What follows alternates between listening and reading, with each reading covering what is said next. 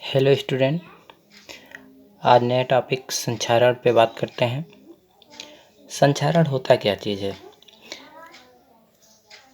सबसे बड़ी बात यह है कि किसी भी धातु का स्वतः यानी कि प्राकृतिक रूप से स्वतः उसकी ऊपरी परत का क्षरण होना, हानि होना ही संक्षारण कहलाता है।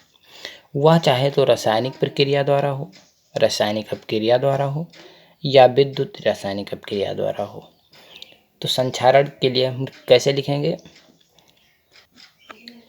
किसी भी धातु की सतह का ऑक्सीजन तथा वायुमंडलीय आर्द्रता यानी कि वायु में उपस्थित नमी के कारण क्षय होना ही संक्षारण कहलाता है।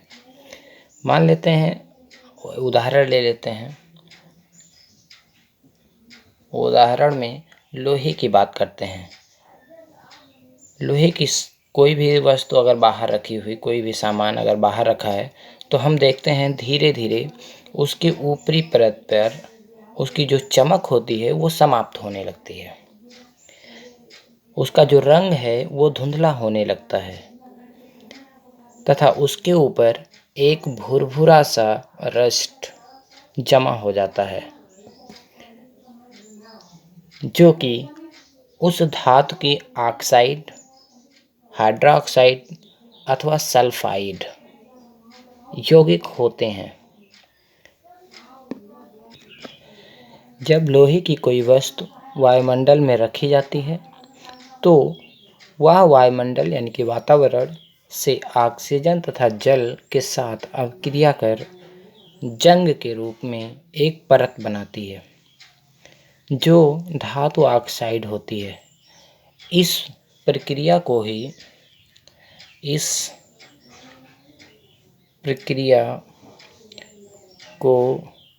ही संक्षारण कहा जाता है।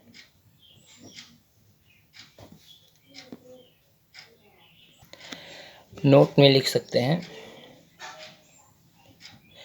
जो पदार्थ जितना अधिक सक्रिय होगा उसकी संक्षारण प्रवृत्ति उतनी ही अधिक होती है।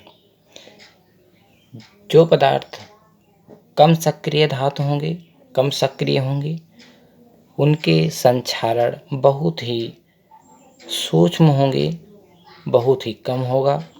जैसे अगर हम बात करें लोहे के संक्षारण की, तो यह अधिक मात्रा में संक्षारित होता है, जबकि उससे कम मात्रा में चांदी और उससे भी कम मात्रा में सोना होता है।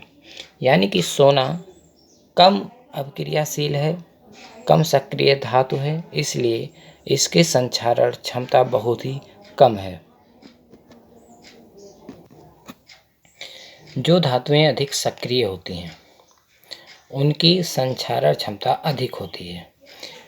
इसका मतलब ये है कि वह धातुएं जो अधिक सक्रिय होंगी वो वातावरण में रखी जाने पर वातावरण में उपस्थित ऑक्सीजन तथा उपस्थित नमी से शीघ्रता के साथ अपक्रिया कर धात्विक ऑक्साइड बनाती हैं, एक परत बनाती हैं, जिससे उनकी सतह की जो चमक होती है वो समाप्त हो जाती है।